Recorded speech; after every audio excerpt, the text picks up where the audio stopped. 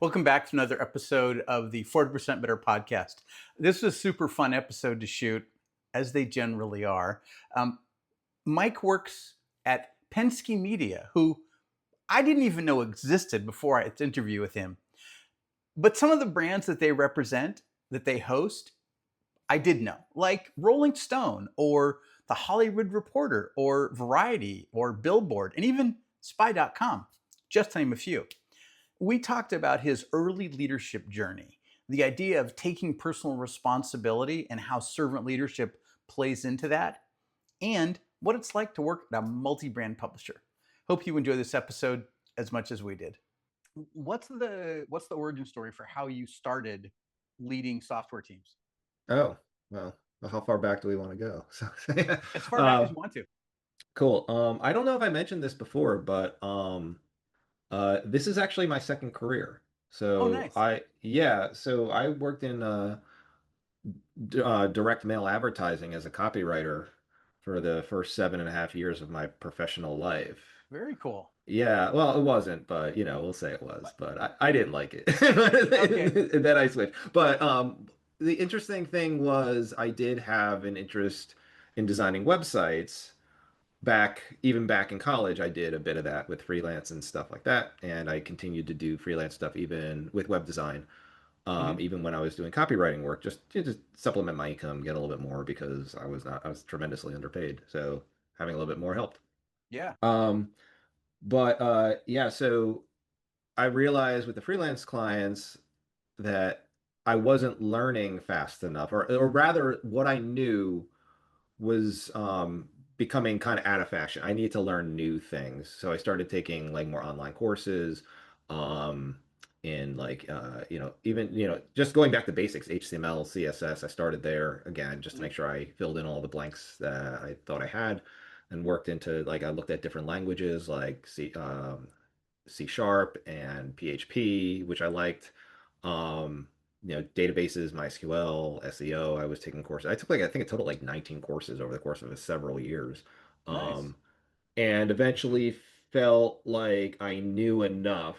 And you're your own worst critic. So I knew enough that I'm like, okay, now I feel like I might be qualified to do this professionally.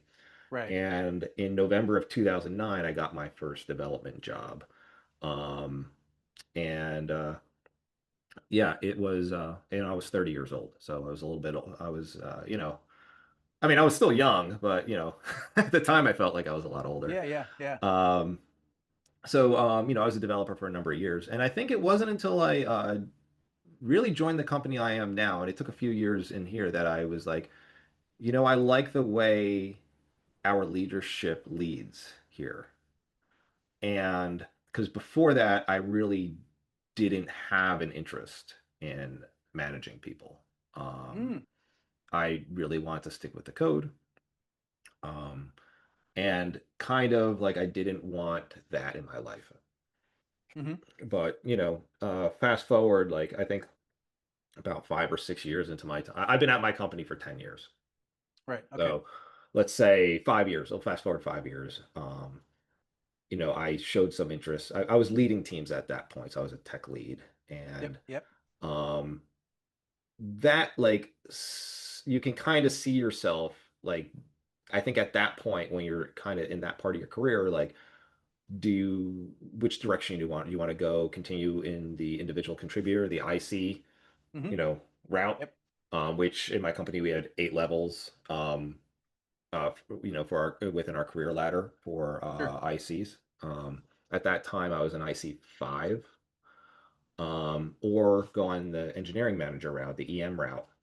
And I decided to go with the EM route, and there was a few reasons I went with that. A, our engineering managers weren't pure managers; like we still got our hands dirty with code. So Mhm. in reality, it's just like I'm expanding my job a bit. Like I can still do a lot of the things I was doing before. I can still write code. I can still, you know, um, write code, and I can also then like help others with their career path. Um, like figure out where their strengths are. We like to, my previous manager said everybody has, he gave a talk which really resonated with me, about everybody's superpower. And really, you want a diverse group of engineers, where you're filling in all the blanks, where you have like some engineers that are really good on the front end, some that are really good on the back end, some are really, uh, focused on accessibility or Hmm. mobile, or all the different things that an engineer could be, really strong in. You want a team made up of all those things. And it solves a couple problems. A, you're covered with an expert in all those things. Right, right. And that expert also is able to build up the team in that particular thing. So, for instance, if one person really has their ear to the ground in accessibility and what it is to write incredibly good accessible code, that person can do talks with the rest of the team of all the things they know. They can review their code with an eye for accessibility. And over time, the rest of the team gets better at accessibility.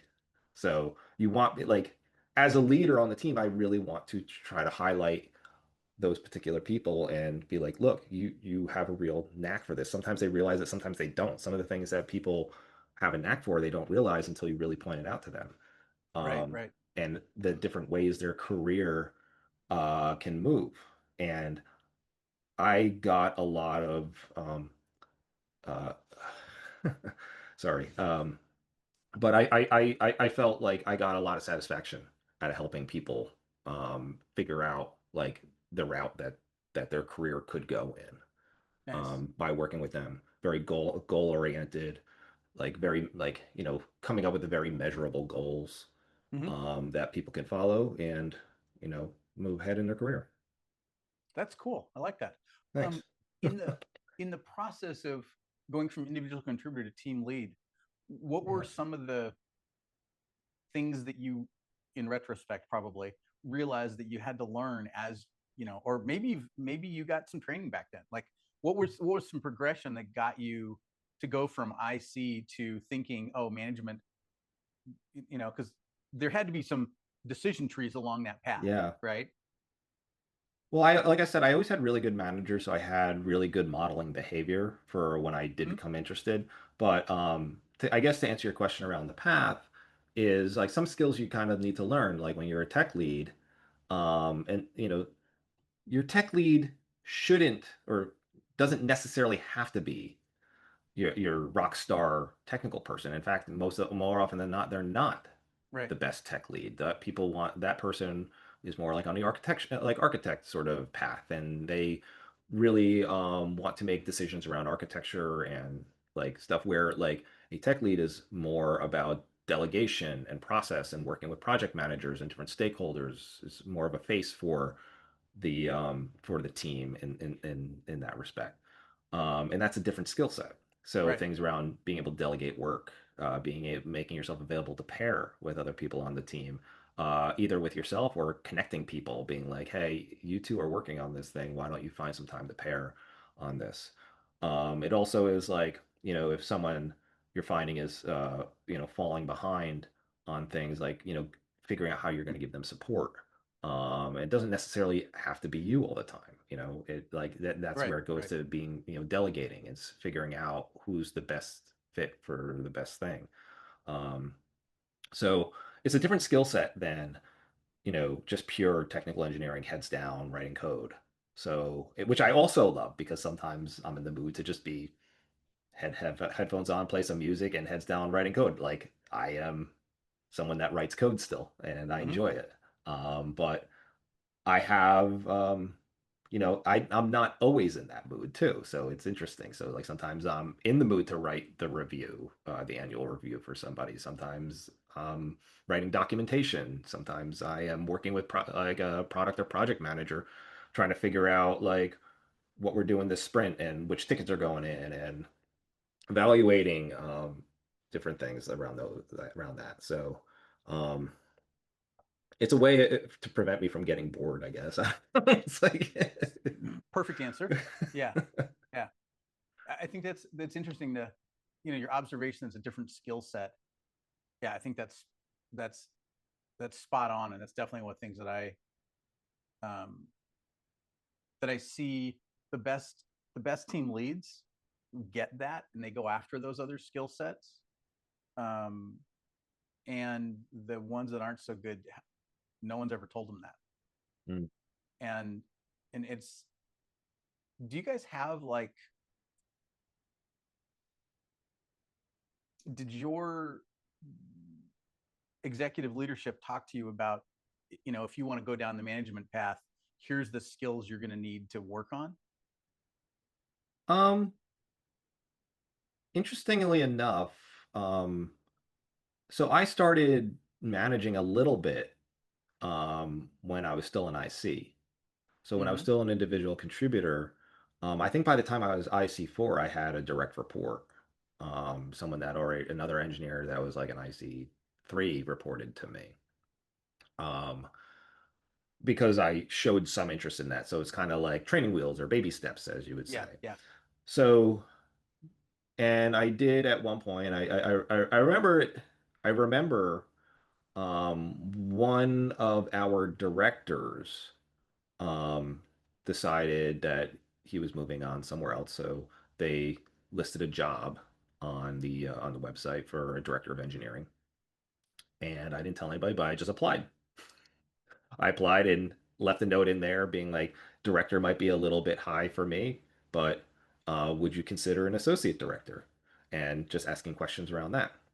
So that was like kind of my way of showing our leadership that I'm interested in going this path by just being direct about it. Yeah, yeah. Um, and I continue to have that conversation, and I did get interviewed for it, and Nice. it was and our my it was this I was talking to my boss's boss at that time, who I'm very close with Mm-hmm. as well. And he was like pretty direct with me. He's like, I'm expecting someone that wants to do X, Y, and Z. You might be interested in that, but I think that you're more interested in this. So like, and I'm not saying that this isn't the path you're going to go in, but I think that the thing that I'm looking for this might not be a thing you're interested in. And he was right. I was not interested in what he was expecting from that particular director. It would be taking me out of what I was already doing and putting me into a situation where I really didn't have a whole lot of interest in. So it Right, wasn't right, more, it was not about the job title for me. It was more about moving in the same area that I was already kind of in, like just the next step from where I was. right. But it did open that conversation, and I did speak to him again, maybe like half a year or a year later, about it. And, we talked more like, about me moving to an associate director position in Mm-hmm. EM1 on our career ladder. And not soon after that, I had my annual review, and within the annual review, at the end of it, they're saying you're getting promoted to associate director. So I went from Oh, nice. IC5 to associate director, and my first question to him is, okay, cool. What do I do differently now, right, to prepare for this role? And he said, you're already doing it, so just keep doing what you're doing. Oh, You're that's already awesome. acting like an associate director, and Very I think good. that's an important thing for like anybody that's either moving to EM or IC or moving up in an IC. You're probably going to be doing that job for 6 months before you're fully recognized for it. And that's not a bad thing. I know it's a frustrating thing, but it's not a bad thing because a lot of what people want to see from you is that you can sustain it, right? Yes. Anybody can be the next IC for a week until they realize that like they've bitten off more than they can chew. Same thing with leadership. Everybody can try to be a good leader for a week and then slowly it's just like, okay, I don't really want to do this sort of Right, thing, right, like, but a good like 6 months is a pretty good illustration for how well that you can sustain doing this and that you enjoy it and that you've done you know aspects of the job that are, yeah, that are very rewarding, but also start hitting aspects of the job that are really really hard. mm-hmm. um you know like having to pip somebody. Right, right, You never take pleasure in doing that, but it's a necessity sometimes. right, Like, right. having hard conversations with people when they're falling behind.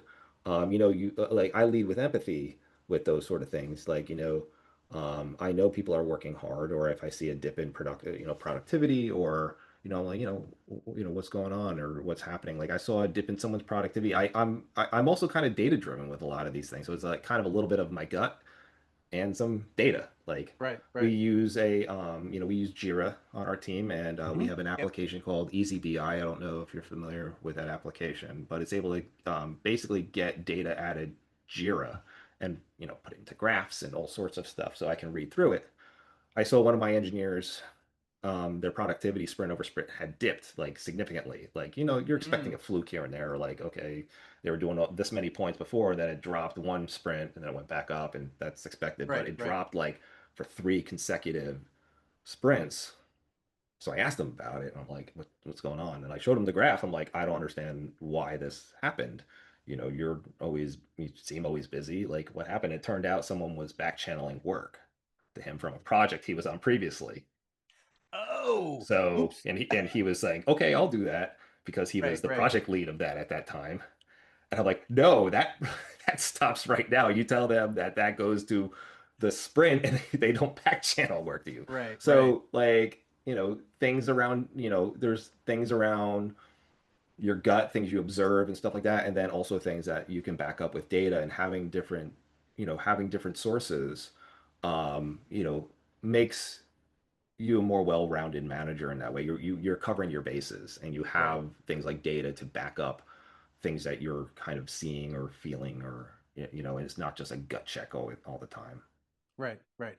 Yeah. That's an interesting observation about when people are not doing as well and what's going on. And um, yeah, I had a funny thing happen a few years ago where one of the other team leads actually asked me if I would take on somebody from their team Mhm. because he wasn't performing well, and everybody really liked him. They liked working, but just he's not contributing as much.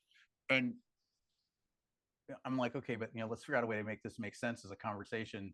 Yeah, And so we talked about cross training, and so I sent him one of my people and took this person, and he it was the he loved being on our team. He became super productive and yeah, one of the best um, thinkers about how to solve problems on our team. yeah. Like it was the environment, right? Hmm.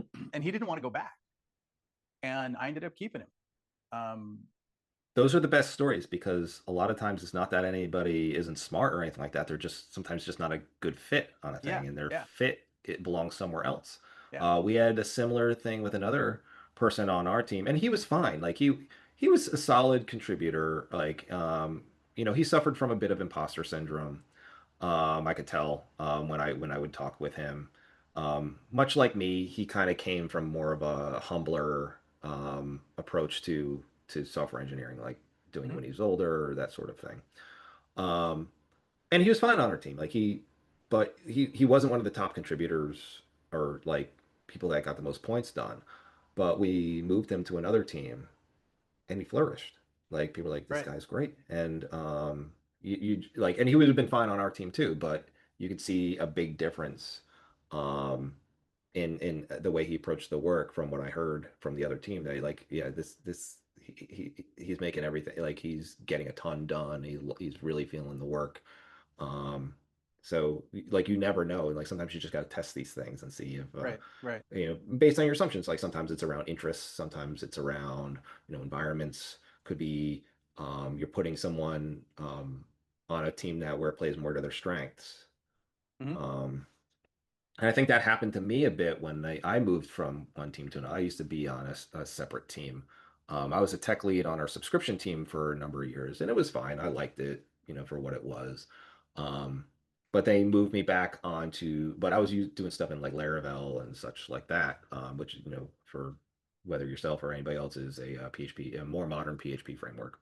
Mm-hmm. Um, and I was more interested in WordPress stuff, and I wanted to get back into WordPress. And at that time, the block editor just kind of come out, and I'm like, I'm falling behind. I want to get back on a team like that. Um, so I like kind of bided my time a little bit, and then they moved me over to a brand new team. And I felt like I was flourishing more on that team because, A, it took me back into WordPress, and I'm more of a process-oriented person or engineer. I like to find, where we can make efficiencies. Mm-hmm. Um, like, we used to have this meeting, and it was like it was grueling. It was like 2.5 hours long, Oh my God. because we were going through every single ticket and trying to figure out what the point value was of the ticket. With Scrum, we follow like Yeah, there's a yeah. few ways that we follow a Fibonacci sequence for it. So Yep, like, yep. 1, 2, 3, 5, 8, 13, etc. And we were just like kind of guessing because Right. Well, yeah, because that's we're what you doing it do. on the fly. Like this was the Yeah. first time we saw the ticket, and some things would be pretty easy a lot of times, and maybe we'd be accurate there, or maybe we miscalculated like what we thought the code was doing behind the scenes. And sometimes they were like complicated. I feel like we're just taking shots in the dark. Like we don't know. So not Right. only was the meeting 2.5 hours long, all the points weren't really accurate to anything, because we were just guessing, like without having any real detail behind like what the level of effort is, because we're not looking at the code. And the code Mm, we're looking at quickly because we're in a meeting. That's not the best time to be swimming through code to figure out how a thing works. right, right. I took it upon myself early on. I'm just like, look, or I presented rather. I started this as presenting it. I'm like, I think we should look at the tickets before the meeting and leave some notes so we know, like, so this meeting could be an hour and a half. And, people were like, they didn't seem to like the PM thought it was a good idea. The other engineer like, look, I don't care. I'll look at all the tickets. I'll leave notes. Oh, I'll do nice. it. I'll do it. So I did that. And that set me up to like on a flat pod eventually to be the tech lead of that and help make this team a Nice. lot more efficient, because all these little things that we were kind of tweaking to see if we could be a little bit more efficient, be a little bit more accurate with our commitments, Yep. And at some point when I became the tech lead, I'm like, okay, cool. This thing I'm doing works, and I'm sick of doing it all every single ticket. We're dividing up these tickets, and when you're taking on your sprint load, keep in mind you need probably about an hour of time to look at about 3 or 4 tickets for the next sprint, Right. to put your notes, and you're going to tell us about the ticket so the PM understands that you understand the ticket, and then we're all going to discuss it, and then the point values, mysteriously enough, became a lot more accurate, at least from a relative scale of Yeah, yeah, what our particular team could do in a 2 week period. yeah. No, that's awesome. That's a great story about like one taking responsibility because people need to hear about that because I think people are too nervous about stepping into that It all responsibility started because because I didn't want to be in a 2.5 hour meeting. yeah, no, and which totally makes sense, right? Yeah, yeah. Um, and I'm gonna say I'm totally going on a limb here, but Yeah. I'm gonna guess that because you were older when you started working on software teams, that there's a level of self confidence that comes with age that I think allows people to be more personally responsible and to Hmm. just volunteer and to go, yeah, I think I'm going to go, I'll go do this, and to not be to be able to do a better risk analysis Yeah. and not be afraid of the potential negative. Yeah. I think some of that probably comes into play, but also um, the way our team we have a very uh, our team like is I'm trying I'm thinking of the word, and it's on the tip of my tongue, and I can't um, it's like a very like safe environment, I guess, is Oh, where I'm psychological going. safety. Yeah, thank you. Psychological safety. So there's a lot of psychological safety around our team, where opinions are expressed. We're called the PEP team, which stands for Product Engineering and Project. So Mm-hmm. everything's a pun of PEP, which is always fun. Pep or peppers, and everything's a pun of that, and we have a lot of fun with that. But uh, we one of our sayings is always PEP protects PEP. So, Mm, so we are in it together. We are there. There nice. is safety, within our ranks. We do have a leadership um set, but like we don't have leaders that smack down or have leaders that like have egos or anything like that. Like we treat everybody as an important part of this team regardless of where they fall on the org chart. So, Right, and right. Yeah. it's one of those I think really great thing. And I mentioned this when we were chatting before, is like I follow more of a servant leadership style of management, and that really resonates with me. Like when I kind of learned about that style, like that was a style, you know, and I'm like, that Hmm. sounds like what I would want to do. And a Yeah, lot of the people that I look up to in our leadership follow the same sort of leadership style. yeah, So yeah. we're at service to the people that report to us. Like I see Right. myself in that. Like I've mentioned a couple things like when I do annual reviews with someone, I'm like, if there's any surprises or something you don't expect in this annual review, I did not do a good job. And I put all the blame on me because Yeah, yeah. the idea is that, I've done one-on-ones with you. I met with you for half hour at a either weekly or every other week cadence, depending upon, what I feel you need or what you feel you need. Like we figure that out. Like people that are more junior, I usually meet a little bit more often Hmm. because having that back and forth allows them to stay really on track. Yep, People yep. that are a little bit more senior that, don't always want to have a lot of meetings, you know. But my rule has always been at least every other week for a half hour we meet, Right, right. we talk, we talk about work, we talk about goals, any particular incidents sometimes. Sometimes we're just BSing with each other because a lot of it's that too. I mean, I'm a pretty talkative person, so and it's one of those things that actually is something I gotta like is one of the things I try to work on is listen more, talk less. But it's hard because I'm from New Jersey, and despite my complexion, I'm also Italian, and I also talk with my hands a lot, and I throw up a lot of emojis with the Zoom with thumbs up and confetti and all sorts of stuff, which is a little kind of hilarious. But Yeah, that's funny. That's awesome. Well, being a podcast guest, the whole point is for you to talk. well, So, I like it, I guess. yeah, that's why you like it. It's perfect. Yeah. You were talking about servant leadership a minute ago. Yeah. Um, where did you first hear that term? Do you remember? Yeah, my manager. Uh Ah, my okay. manager when I was just kind of showing interest in starting out with managing other people.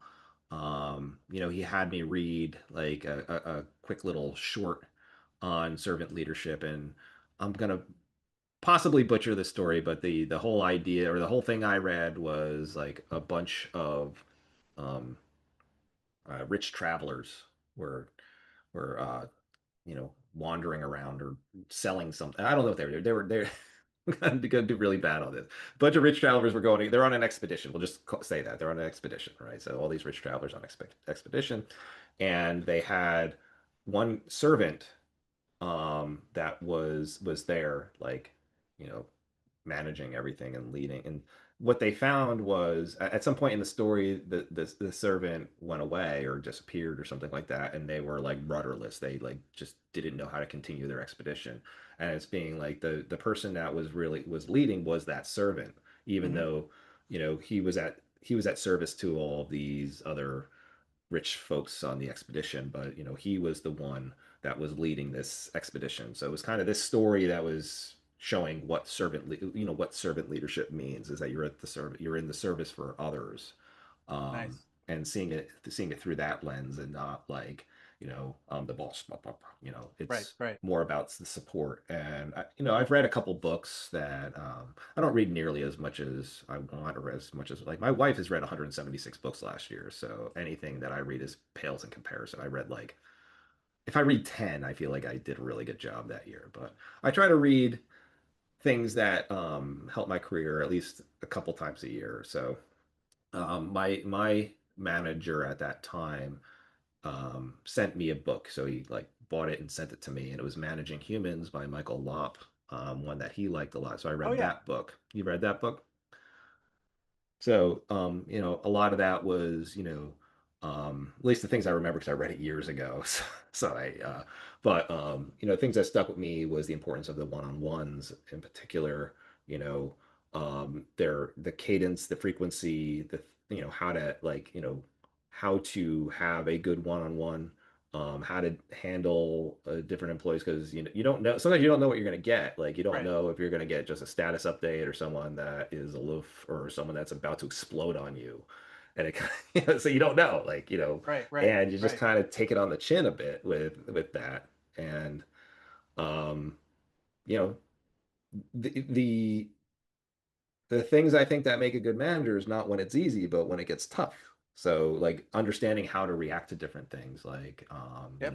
layoffs. Like my companies had layoffs. A lot of companies have had layoffs. Like how do you, and when we had layoffs, people are raw, people get emotional, and being a leader, within those things and trying to answer what you can. But sometimes, a lot of times, as middle management, you're in the dark too. So you're just Right. like, Exactly. I Yep. only Yep. have so many answers, So Yeah. um, a lot of times I just try to give people the advice I try to follow, and do the best I can with looking for opportunities, um and just trying to navigate. It's like I said, like some of these things, like you do it, but it's not the fun part of the job. Like the fun part of the job is seeing Right. people grow and being able to promote people and like seeing them, find, find confidence. And if they leave, that they leave for like great opportunities that like Right.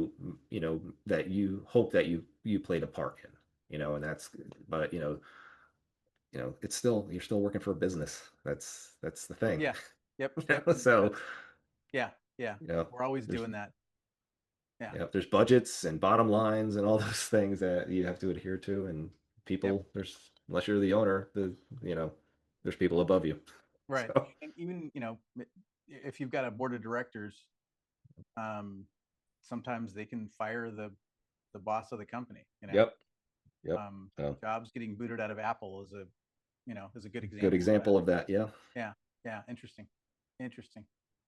Um, are you, or do you guys have a process for training, like a structure, or how do you Yeah. train ICs that they're kind of like your journey? They get to a place and they go, Mhm. I think might want to move into management, you know? Yeah, it's interesting. So a lot of these things through one-on-ones, I know I keep harping on one-on-ones, but a lot of things around one-on-ones, I try to, I learn what people's motivations are, what they like, and try to, mention things that like they might not realize about themselves, and talk about some things and some Mm-hmm. different opportunities, and where, like, trying to identify, like I said, like their superpower, and where we can kind of lean into that. Mm-hmm. Um, Much like myself, I um, excuse me, I was not a manager when I got my first direct report, the first person that reported to me. Sure. So it's kind of like training wheels. So like, I've had people, I've been a manager of managers. So I had an IC4, which in our scale was a lead engineer, have an associate software engineer, which is an IC1. So someone brand new reporting to him, and that IC4 reported to me. So then I had to like, then I was working with my manager, like, okay, now I need to learn how to manage another manager, like, because that's Sure. another skill set. Because now, Yep. Yep. and then also doing some skip level one-on-ones with, my direct reports direct report. Like just Right. like I Right. have skip, I had skip level one-on-one. So like I report to a senior director. Mm-hmm. I'm a director. I report to a senior director, and then sometimes I have skip level and have one-on-ones with our senior vice president, who is Right. their manager. Um, so just like learning different perspectives of like, my direct report versus their direct report, and then being able to kind of like, I don't want them to feel like they have their own style of management, and they need to figure that out and develop it. It's not necessarily going to be my exact style, you know. They might handle things a little bit differently, and they should, because they're a unique person and they're not me, and it's like, it's kind of just cultivating a way of them being the best version of themselves as a manager and figuring out what that means. So yeah, I've had people that are interested in that, and usually it's not like the next step. Like, usually if you have an IC, it's like, okay, you've led some projects, which is not necessarily a people manager. Like, you don't have any direct reports, but you have a team you're responsible for, which there's a lot of crossover with that skill set. So Yep. if you feel like you're enjoying that, you know, that might be the line. You might just like say, I'm cool with this and I don't want any more. Or you might be like, hey, I might want to move to, see, I'm using my hands now. I might want to move up to the, start learning more about what it is to be an act, on the EM side of things, not on the IC side of things. So it depends. And that's also why we have multiple levels of IC. So people feel like they have a career path Right. that doesn't have to be management. Like our currently on our team, our scale goes up to IC8. The highest person on our that scale is an IC7. He has no interest in having anybody report to him, right? At all, but he has the pay scale and the authority of basically someone at my level, at a director level. So Right. without having to move in the director, you know, Yeah. side, he does, like because he's a great IC. I don't think he'd be a very good manager. So like nothing against him, it's just not his skill set, and he Right. would Right. he would Right. completely agree with me on that. Yeah. Yeah. Um, I think it's really good when you frame it as skill set yeah, because to you've mentioned skill set multiple times and superpowers and oh now I'm talking with my hands. Um, it's contagious. yeah, it is. That's all your fault. Sorry. But it's totally fine. I do this all the time, so it's not a big deal. And I'm not Italian and I'm not from New Jersey, so it's I don't know. I'm not sure how I acquired this. Um, but but having it be in the context of this is a skill, that means that a somebody can learn it, Mhm. and and b they can get better at it, right? Oh yeah. And so the practice effect, doing more and more of it gets you better at it. To me, that's always one of the big benefits of talking about things as skills, Hmm. because every skill that I've ever learned, when I started off, I sucked. Yeah. Like that's just the nature of the beast, right? When I You started learn riding from sucking. bicycles, That's the what's that? that's the thing. Yeah, yeah. You start off and your code won't compile, Yep. and then you get better and better and better, and hey, it compiles on a regular basis. That's awesome. Um, that makes it. It's not a personal thing. Mm. It's not like I've got a personality flaw that I can or can't lead people. It's that I haven't learned this set of skills, and that's a Yeah. I mean, it's yeah, some people are more some people it comes more naturally to like anything. Like right, some people have an easier time acquiring those skills, but I think the idea is, the first thing is that you want those skills. Like that right, and you have to be honest with yourself. Some people are just like, I want to move up in management position because like I want to be the boss or something like that. Like something that like they just want the title and the salary or what have you with it, but they don't necessarily want what the responsibility is, you know? yeah, And that's one of the things where like you have to be honest with yourself. Like, and that's another reason why like we have, an IC career ladder, like to make that easier. Like so like if you're a 40-year-old engineer or what have you, and you're like, oh, I should, like, I want to move up a little bit, like, but there's nowhere for me to go. I guess I got to be a manager, Like, we don't want you to feel like you have to make that decision. You could stay as an IC and continue to grow as an IC.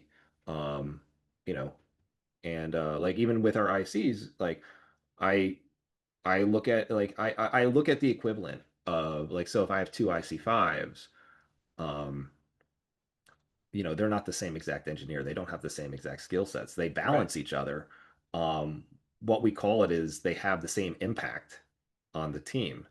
So, which I know is a little bit like it's hard to measure, I guess, in a lot of ways, but like someone might be incredibly technical. That's an IC5, more so than maybe the other IC5, but the other IC5 might be a better leader or communicate better, like hmm which is an incredibly strong, skill to have. One might be stronger in front end, one might be stronger in back end. You don't know. Like, but these are all like their impact is similar to throw them in the same kind of, you know, level. right, Um, and a lot of these things is like, how do we evaluate that? Well, when I do annual reviews, at the end of the annual review, we come up with 4 to 6 goals, for the next year while they're, before their next annual review. And we work on those together after the review.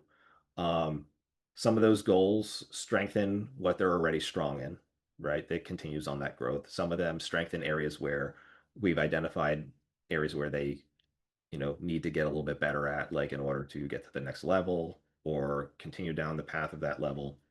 Um, some of them like kind of jump on an opportunity that might be presenting itself for that person. Um, those 4 to 6 goals, some of them are easy gimmies, meaning like you might be able to get it done in an afternoon. Some of them you might only get like 50 or 80% through because they are lofty goals, and that's fine. Like, it's not a failure if you don't finish the goal entirely if you tried. Um, and like I tell every single one of my direct reports, I don't care if you do the goals. That's like the goals are for you. The goals are for your career growth. I want to see you succeed, but you're not doing them for me. You're doing it for yourself. It's a way for us to measure and see your growth and for you to Right. learn, like, and for us to talk about, and be like, I had an IC1 working in WordPress, and one of his goals is I want you to write a plugin from scratch. You work with a lot of code that has already been written, and you're tweaking things here and tweaking things there. I think a good measurable goal for you is to, from scratch, write a WordPress plugin that does a thing. I don't like doesn't have to do anything super fancy, but like something that you're proud of that shows your growing skills, and even better if you can keep building on it. Like can learn more and apply it to this plugin that you've written. And maybe even open source if you feel like it's good. Um, and that's measurable. Like Right. we can Right. see we can see the plugin. How is it? How did you do? It's not one of these like, you know, goals that like you can't really like. You need the goals to be something that you can measure, something that you can look at, like, and be and see like that it was done to satisfaction, Hmm. with some data behind it. That makes sense. I like that. Um, Slightly different tangent, just because I've heard multiple people that are kind of at your level complain about this. Okay. And you talked about meeting with your senior VP. What is it like to communicate with execs, and how do or don't they support you? It's interesting. The exec that I report to, or that I talk to in a kind of skip level, is actually the person that approached me about the job 10 years ago. So him and I have quite a good rapport. So um, I like to, I mean, I do air some of like frustrations I have around like things I feel like I would like more insight on, or things that like things that I'd love to see more prioritized. Um I can be a little brutal to my own boss too, so it's interesting. Like like one thing I brought up. So here's a good thing that was frustrating me. We had a particular team where they 10% of their time was engineering allocation, meaning that like us as engineers can lobby tasks that we want to get done, that we have no other avenue to get this like either technical debt taken care of or something that is frustrating us, but Hmm. we can't like pin it on one of our brands. We can't like we can't like launder it somewhere else. It's just something that's a task that like we care about this, and it needs to get done. And every time like I brought up something about that, it's like that team is too busy to work on it. And I'm like, they're too busy with privacy requests. They're too busy with I don't know who else, like some other stakeholder on there that Hmm. needs to get stuff done, and there's just never any time to do engineering. I go, then why do we have 10%? Just be straight with us. We don't have allocation. Just don't lie to us that we have 10% allocation when I bring a thing that I want to get done, and it can't. Right. Right. So they finally said like this team, like we had a meeting, and in our meeting it got brought up. It's like, so this team doesn't do engineering allocation anymore. I knew it was from me because I'm just like don't tell us we have allocation here and like say they're too busy to do it. Like that's not allocation. Right. Right. Yeah. That's either Yeah. like that's just not allocation. So uh and I was happy that they said that. Okay, cool. Now we can figure out how we can get these things done in different ways. Right. Right. um, let's get creative with it. How, like, can we set up some working groups with people that care about these things, and they can work on these things outside of their teams, And I don't mean this in the sense of now they're doing extra work and meaning that they're, they're piling up work. No, like they communicate with their team, hey, I need X amount of hours to work on this, so I'm taking less of a load of my normal sprint work in order to do this Yep. thing that, you know, we care about and engineering cares about, but there's no one to do it. You know, and a lot of these things, I always really like the structure because we do have these structures called working groups where sometimes we, we get a couple engineers together from different teams. They kind of just form, from someone bringing up being like, hey, I want to deal with the error logs. Like, we're looking at New Relic and it's covered with PHP notices and errors for things not defined and whatever. Like, they're not things that are breaking the site by any means, but they're cluttering up the log. So when we are trying to look for something in the log, we got to go through all this crap from things that are constantly being written to the log. We want to go in and finally clean these things up. Like, and I kind of see it like when we have less opportunities, like I said, we have projects and we need engineering leads or technical leads for these. When we have fewer projects, there's fewer opportunities for engineers to be able to be assigned these as tech lead to kind of, show their stuff that they're, moving in the next direction from maybe from like IC3 to IC4, where like that matters. Like that's like one of the ideas that like you can lead a team. Um, but in my mind, if you're the type of person that can identify something that can be done in a working group, get buy-in for it, put a team together and succeed in it and get that thing done, that speaks volumes for impact. More so than being like, hey, Bill, you've been doing great. We're gonna have you be the technical lead of this project. You're getting like this full-time engineer with you, these contractors, this PM and stuff like that, and you're set up to just follow that position. This one, you're carving, you have a machete and you're going through the bush with this. And to me, when I see self-starting engineers like that, they catch my attention more than the ones that I, assign things to. That's a really good insight. I really like that because the being the self starter, um,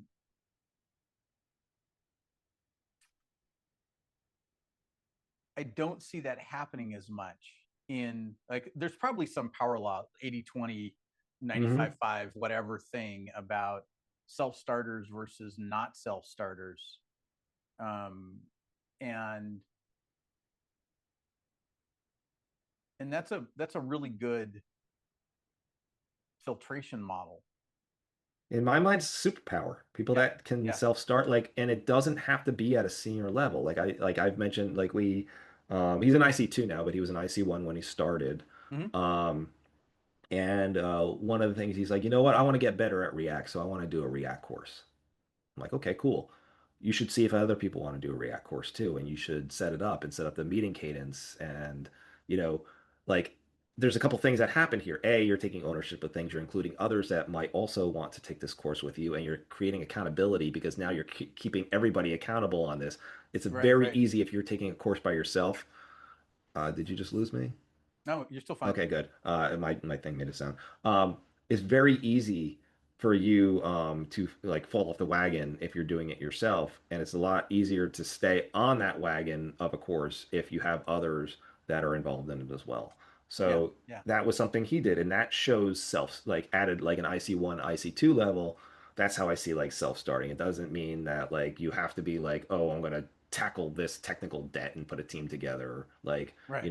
I see that maybe at like, IC3, IC4 when you start getting to the more senior levels, but there are ways to show that level of leadership at your level that Mm-hmm. is Mm-hmm. that like you could be like, this person's on track to be that person that tackles the technical debt once they gain that experience based on their behaviors that they're doing at an earlier level. Right. Right. That's good. I like that. Um, are you like? Do you guys generally talk about the mental models that would lead somebody to like think that way, or are you, or is it just organic, or kind of how does that happen? Um, I mean, I do encourage, like, I Okay. won't lie that I do. Like, And it's I throw like when I'm doing one-on-ones with people, I throw like they bring up something and I just I don't know, I'm good at spitballing ideas, like or hearing their ideas and helping them refine them. Uh so I kind of like allow it to be more organic and like in a discussion to lead somewhere, or I hear something else that's happening and I think of a person and I bring it up to them because I know it would strengthen their skill set. Um, and Yeah, like it's a lot of it's very organic. Like you see that, like I said, like this isn't a one size fits all sort of thing. This is very, you know, cut to the individual person and their strengths and where they feel they can continue to make their greatest impact. Like I said, Right. with ICs, when I see moving up on ICs, it's like what's the level of impact you're providing for the team? And that's what I see when it comes to like, when you're ready for promotion from, IC2 to IC3 or IC3 to IC4. It's a lot harder with the higher ones. Like if you think about on our scale, IC1 to IC3 is like associate software engineer, senior software engineer. That's a pretty Hmm. that's a like there are the biggest gaps between like in those skills because by the time you're senior software engineer, you're technically sound. You're someone on a team, you're a heavy hitter at IC3 and there's still five more levels you can go. When you Right. start Right. going from three to like when you go from four to eight, you know, the technical differences they do, there is a technical difference between an IC3 and an IC5 and 6, obviously. But you start seeing differences in like the softer skills, things Mm. around how well they communicate, like, you know, do they fall down rabbit holes like where like in work, do they you know, you know, over engineering, like knowing where to draw lines, being able to kind of discuss options when you start getting to higher levels, being like, like just presenting options to like, product managers and stakeholders, being like, I know you're asking for this thing, but this is like an 8-point ticket. If you're okay with, you know, relaxing this and that, we could do this in 2 points and get more or less the same thing. They might Right. still want you to do the 8-point ticket, but you just gave options and you gave like a 6-point savings to them, like Right. as one of Right. the options. Yeah. Where you might have someone that's more junior being like, okay, just because I'm doing the 8-point ticket, like and without Right. even Right. bringing up any options. Yeah. So Yeah. you start seeing like impacts like that, where you can see savings in Yep. things, or just bringing that experience, like years and sometimes years and years of experience that people Well, bring to the yeah. table. Yeah. It's a pattern recognition. Yeah, Someone, they hear something and they go, yeah, that's 8 points. And hmm, what's the 80/20 of that? Is there some thing where we can put in 20% of the effort? And also, yep, in my experience, as you're getting further up on the point scale, you're yeah. you're you're less sure Well, that's the about. other thing that we do. Once, like, if we go, like, for on my team, and it's all relative. Like, so the way Mm, we point things is different than like another team points things, or a 3-point might be a 5-point for them or whatever, but it's a relative mhm. scale based on our Yeah, understanding. yeah, yeah. If we start hitting around 8 and there's so much uncertainty, my instinct is where can we break this up? Right, right. Where are this and then Yeah, break are they okay, we're pointing this piece. All right, we're pointing this piece now, and we're pointing this, yeah. and these are separate tickets. And Right, there's a few right. advantages to that too. You're more likely to hit the mark Yep, when you break up the work like that, and you're kind of looking at it as like little nuggets of work rather than and getting out of this like huge monstrosity of a task that right, like right. you're like your brain you can't even comprehend like every little thing that you're trying to Yep, say that's like does this like bring it up a point or not, and the Fibonacci scale is built for that because right, like it starts doubling and it goes up right, around like right. so at some point you're just like, this is just like it's not like an eight between an 8 and a 13. It's like, you know, I feel Yeah, like it's more like a 10. It's like we'll break it up and it might be a 10, like right, if you right. break it up. But it allows you to A, you might be breaking that work up into multiple sprints now. So you're keeping, your cadence of getting that work done, being like, okay, we're like, let's say we had a task that came in, we broke it up into 5 tickets, right? say, okay, we can commit to the first three, and you'll know if you're right. Did you Right. get Yep. the Yep. first three of these things done? You delivered that in a sprint. So you know that this is at least two, like depending upon what is it, you're like, this is two sprints worth of work.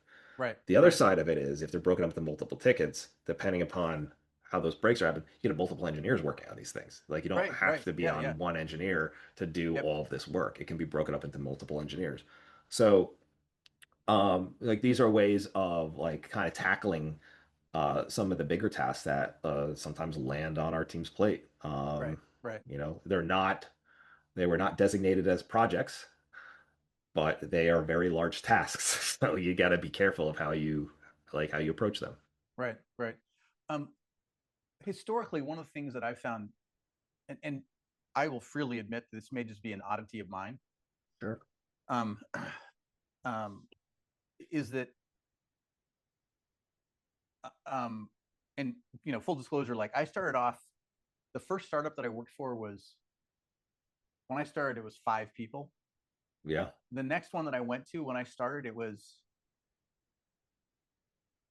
3. Yeah. The second one, That's a real startup. yeah, Three people. it was the founder. Yep. Actually, no, 4. It was the founder, one person in sales, myself, and a guy that managed all the servers. Yeah. Now we grew really fast, um, but one of the things that I started doing as we were growing was talking to, um, everybody else, like the sales team, right? The sales guy, and then it got to be 2, and then it got to be 5, and then we had marketing. I talked to marketing, and then I had to build out customer service, Yeah. um, as part of that, that growth path. Because initially when we started off, I was customer service. Oh yeah, you wore many hats. Yeah, That's how you got to do it. yeah. The only hat that I didn't wear was running sales, Yeah. and I didn't do marketing. But it was like I was a product manager. I was designing. I was building. Like everything. Um, is that something you guys do? Like, but I kept the habit of talking to the customers Yeah. and the other teams, irrespective of the, like when I was at Google, I did that with, whole different ball game in terms of scale, right? Yeah. Um, is that something you train your folks to do, or? So it's interesting. So I've been out of the startup world for a bit now. So I work for a large publisher. Right. So it's like, we have someone for everything. People aren't wearing a whole lot of hats. I mean, we can like I can move around. Like I could do a thing in a pinch, but usually you're more likely to get your hand slapped with Oh, I got my head interesting. slapped a couple times pretending I was a designer and like putting an SVG together when I was given a PNG and rather than asking the designer for the SVG, like I'll just do it. Like it'll be easier, faster, and then be like, this is terrible. Like so sometimes like and that came back from my startup days, just like Right. because Right. I too the first one the first startup I worked at was a more mature startup. They were a couple years from being acquired is really where they Hmm. were and. Um, I was there at the tail end of their best days, and it kind of like was like kind of staggering off after that. But it was a great place to like as a first job. It was fun. The people were fun. Still had a big startup vibe to it while I was there. Good. Um, but and then the second startup I worked for, I was employee number 20, so it was still pretty. It wasn't early, but it was still pretty early, and I got in the second wave of hiring um, when they got their Series B. So they Hmm. got a lot of Nice. money and they needed to scale up the team to build, like they had kind of like kind of crappy platform that showed potential. It was good enough to get their a good amount for their Series B. And then this product team was going to build the real product, Sure. the Yep. one Yep. that was going to be at the enterprise. So I got hired for that. And the thing you need to realize with a startup is like it's in the name. You're starting up a company. Right. Right. You are critical. Like everybody on the startup, especially early startup, is critical Right. to this thing because most startups fail, and Yeah. you want to Yeah. be on the startup that doesn't. So Yep. you want the one that, gets their next series or gets acquired or whatever the end goal is, right? Yep. Yep. But you like so it's a different skill set than um than where I'm at right now, which has been for the last like 15 years. I've been mostly in WordPress and working for large publishers, like large enterprise publishers, like Hmm. some of our brands are like Rolling Stone or Deadline, IndieWire, Hollywood Reporter, Billboard. These are like, big sites on WordPress. I get a lot of traffic, and also have a lot more employees. Right. So it's more about communication of what we're going to do and Hmm. then doing it. So like that's what I tell my team. It's like, you know, we're not looking to kill ourselves like this spread. We're not looking to like have you pile on tickets, pile on like tasks, like and burn yourself out. We want you to know yourself, know what you have going on that sprint. Like, are you taking any vacation? Are there any holidays? Like, do you have any other like commitments that you need to deal with work wise? Like, if Hmm. it's a normal sprint, like I know, you know, you, Bill, like we'll just say you're on my team. I know that you're good for 10 points on a Hmm. normal sprint. Let's say you're an IC3, a senior software engineer, 10 points. That's good for me. That's kind of what I expect on a normal IC3 on my team. And you take 10 points and you do it, Right. and maybe you don't. Maybe a couple of them roll over, but usually there's a good reason. Maybe there's a Hmm. bottleneck, or maybe we mispointed something was a little bit more complicated than something else. Right. But Right. we took notes of like what happened, like why it didn't happen. I know you're not. I know you're working. I know you're like working through it, and you're just being honest in the ticket. And then we cover it in a retrospective, and we try to learn from it, Right. and try to be Right. a little bit better next sprint, and just do that over and over and over again. But I love that Right. stuff. That's what I love about it. Like, Yeah. Yeah. I love seeing a great burn down chart. Yeah. Yeah. Yeah. Yeah. Yeah. Yeah. That's, it's interesting because so much of the stuff that I've done has been at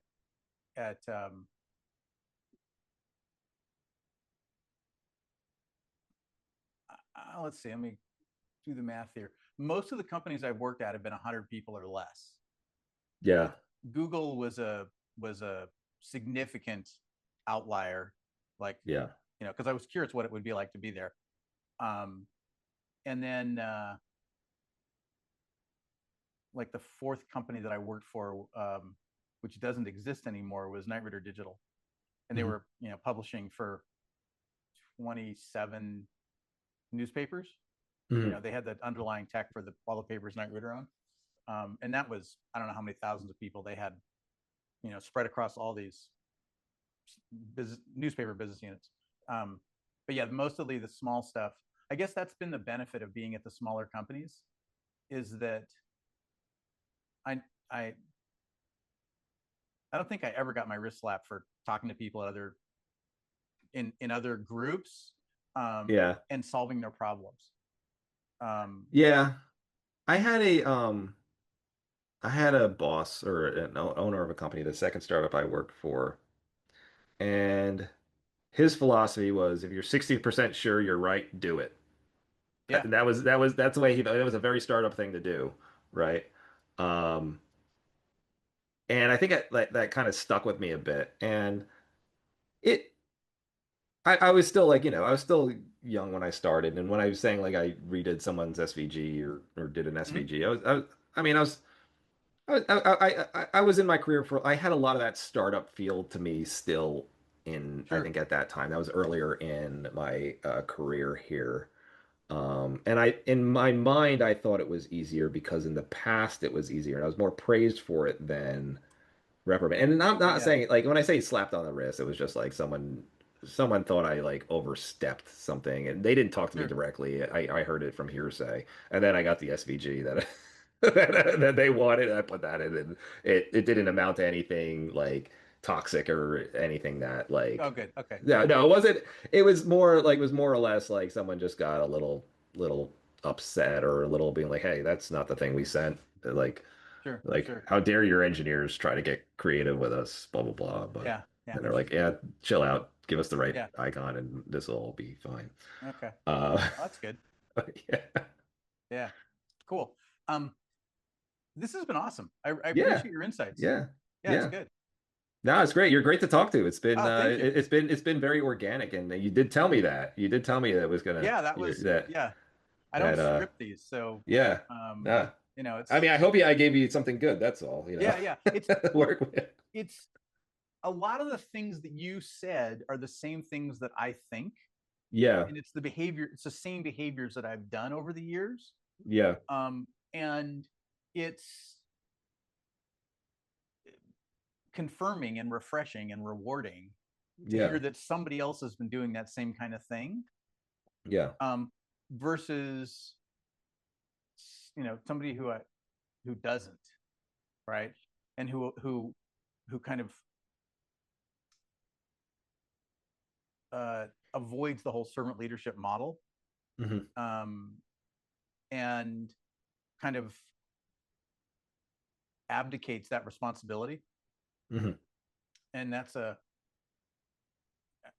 frankly, I think one of the reasons that employees become disengaged is because they have managers that abdicate that responsibility. yep, And um, and if you're actively asking people about their goals, their aspirations, and what do they want to do, helping them achieve that, coaching them, nudging them, it's a huge win. Mad props to you, yeah. because I don't hear about that often enough.